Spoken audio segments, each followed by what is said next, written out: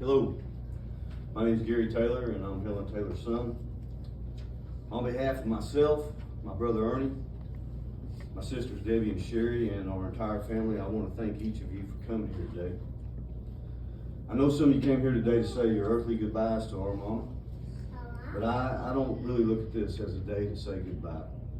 I just see it as a chance to get together with mama's family and friends so that we can celebrate a life well lived. Because we all know where she is at today.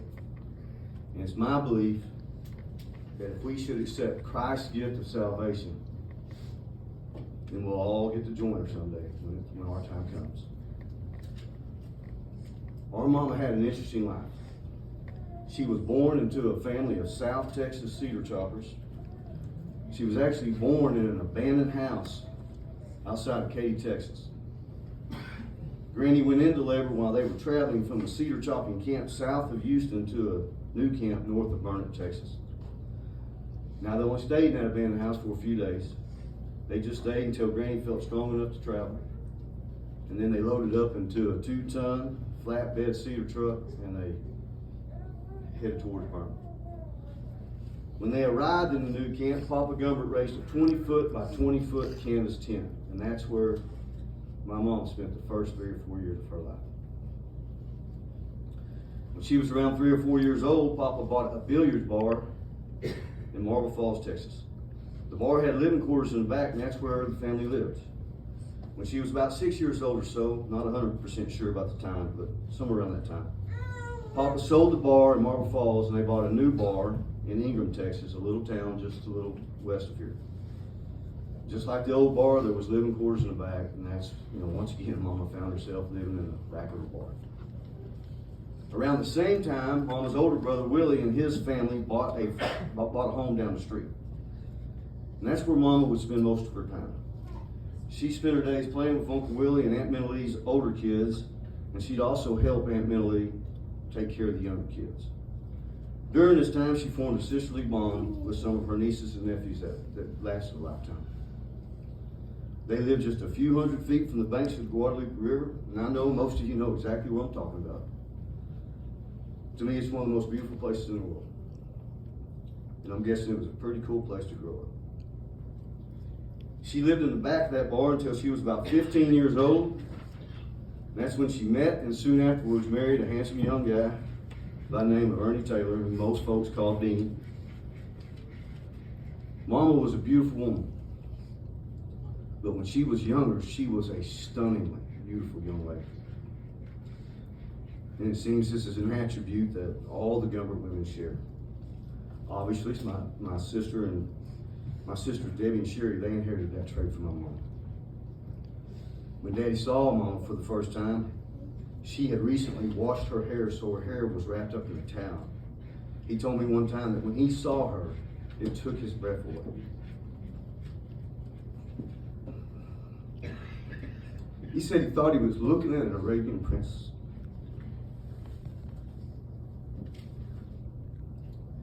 In 1995, our daddy died unexpectedly. They had been married for 41 years and they raised 4 children together. Mom and Daddy had a good life together. They raised, now listen, their life together certainly had its challenges. But overall, I believe they had a wonderful, strong, loving relationship. Their marriage started off with a bang, that's for sure. Dad went to prison for about 1.5 years when Mama was a brand new first-time mother. As a matter of fact, she gave birth to our older brother Ernie while he was sitting in the Kerr County Jail waiting to be sentenced. While Dad was in prison, Mom had a wonderful support group from her family, just wonderful people, and a lot of folks helped her. While he was away, she mostly lived with Uncle JR and Aunt Ethel. They owned a laundromat at the time, and Mom helped them run it. I want to pause here for a second. I know this is about Mom, it's not about Dad. But I believe this part of the story cannot be told without a little clarification about Dad's crime. He stole about $50 worth of some brass fence post stakes. When he committed this crime, he was 17 years old. He turned 18 while he was waiting in jail to be sentenced. At the time, he had a 16-year-old pregnant wife at home. It was his first offense. I want you to keep that in mind. He was caught. He confessed to the crime. And against his own state-appointed lawyer's advice, he allowed a small-town judge to sentence him without a trial. He was a fatherless child growing up right here in Kerrville, Texas. He had 2 rowdy older brothers, and our dad, at that time, was definitely living on the wild side of life. Although I never heard Dad say this, everyone else said it. Everyone claimed it was not a crime worthy of a prison sentence. Everyone said it was simply a case of small-town politics where the judge took it upon himself to get rid of some of the perceived town riffraff. And that's what I believe that. Everyone said that. Everyone except Dad. Because if you asked him, this is what he'd say. He'd say, I did the crime, and I deserve to pay the penalty, period. That's the kind of man he was. And I think it speaks volumes about the character of that man. And I suppose this is one of the many reasons our mama loved our daddy so much. When Daddy was released from prison, Mom and Dad, along with several other family members, or young families from the Kerrville area, would spend the next decade moving back and forth from Texas to California and back again. At the time, the money was a lot better in California. But I guess the lure of Texas was just too great because, thank God, they kept coming back. Of course, this was from the mid-50s to the mid-60s before the Eisenhower system was complete. And they wasn't just hopping on I-10 and driving west until they got to California. That's not the way it worked. They were navigating the back roads of this beautiful country, and every single trip was an adventure. Most of those trips were made with little toddlers with them, and it certainly wasn't unusual for 1 or even 2 of the women to be pregnant. Sometimes the women and the children, they would make the trips alone because the men would go ahead in order to find jobs. All those trips were made in cars without air conditioning at a time when a trip from Texas to California didn't take just a few hours. I mean, it would take a couple of days, and that's driving as hard as you could. And depending on what happened along the way, and believe me, a lot of stuff could happen along the way. It could take 4 or 5 days to complete one of those trips. Sometimes there would be a caravan of 4 or 5 trips. There would be a caravan of 4 or 5 cars and upwards of 20 people. I'm telling you, some of the funniest stories I ever heard came from those trips. Now I want you to think about the courage and the love for adventure those young people must have had. Think about the burning desires in their heart to try to provide a better life for their family. Because these trips were not easy. They were poor people, and they were making those trips on nickels and dimes. Along the way, they would sleep in roadside parks. They would eat simple meals like bologna sandwiches on the side of the road because they couldn't afford to stay in fancy hotel rooms and feed their families in restaurants. They just didn't have that kind of money. The courage needed for those trips was monumental, especially when these young women and children would cross the country on their own. One particular trip was made by Mom and Wanda Brown. Mama was pregnant with our baby sister Sherry, and Wanda was pregnant with Donna. That means there were 2 pregnant women and 5 kids in one car. And those kids ranged from ages 1 to 8 years old. And I'm telling you, when I think about that, it simply amazes me. During this time, Mom became a savvy road warrior, and she remained one right up to the end. Like I've already stated in a Facebook post, she could travel as long as anyone in this room without complaint. She could eat anything, anytime, anywhere, or she could just go without. She never said she needed to stop for rest or any of those kind of things. She was just a great traveling companion. She was a good conversationalist. She was always the first one packed and ready for the trip. She certainly had an adventurous soul. She loved to go off the beaten path, to see new places. This is something I inherited from her, and I'm so thankful. I remember one trip me, Mom, and Sherry made together.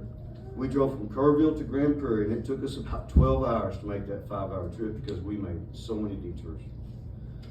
We stopped at little towns that ain't even on the map. And We went to some of the most remote parts in Texas that day, and we just went all over the place. We just had a blast. Mama was a talented lady in a lot of different ways. Over the years, she would make little whatnots for the special people in her life, the people she loved. She did this for as long as I could remember, Just little crafty stuff she would make out of an assortment of different things. She could do woodworking projects. She could paint. She could sew anything for anybody, and that's just the truth. She even had a musical bone or two in her body. Now, I am not suggesting she could sing. I'm not doing that. But at one time, she composed her own praise and worship music using a cheap keyboard we had bought for Daddy. Our brother, Ernie, has a lot of musical talent. Most folks, I think, would say he got that from Daddy, but I think he probably got enough of that from Mom, too. She was a wonderful writer. Over the years, she wrote dozens of letters to family and friends who needed encouragement.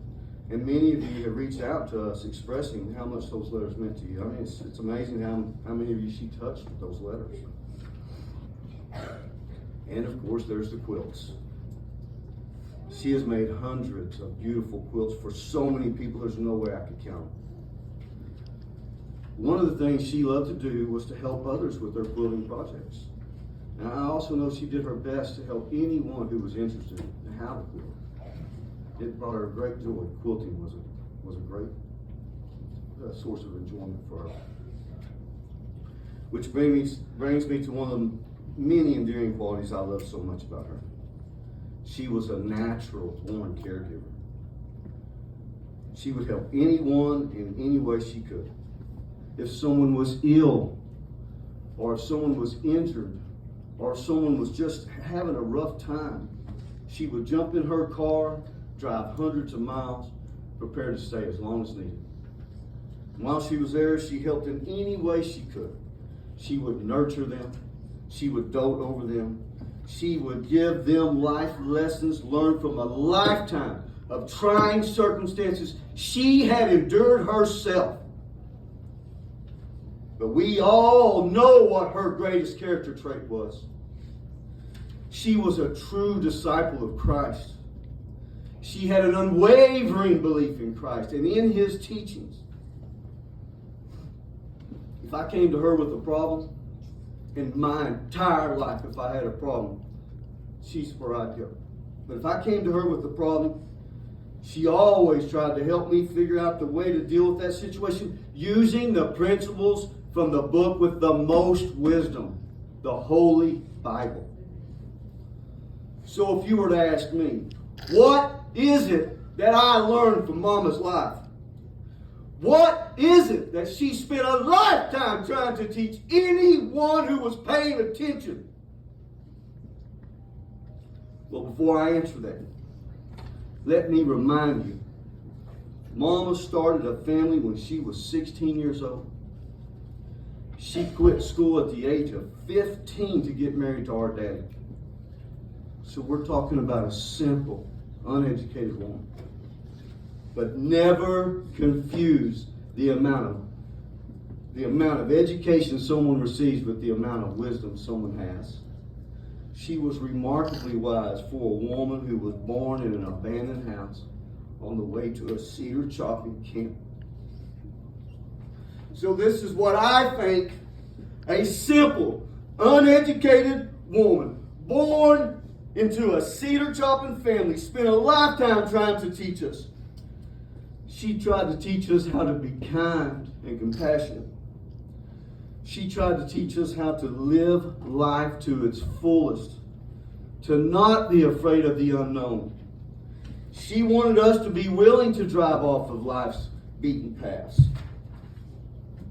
She tried to teach us to help anyone in any way possible, to love your family, your friends, your neighbors, and even strangers. She tried to teach us not to be judgmental, to realize everybody has flaws, including ourselves. And the most important thing she wanted to teach us was to always love God, to try your level headed best to put Him first in every single thing you do. Our mama wasn't perfect. As a matter of fact, she had a lot of flaws. But today, we celebrate her strengths. Today, we celebrate her victories. On June 24th, 2022, she won the greatest victory of all. She crossed over from this life to a glorious new life in the presence of our Lord and Savior, Jesus Christ. Praise God.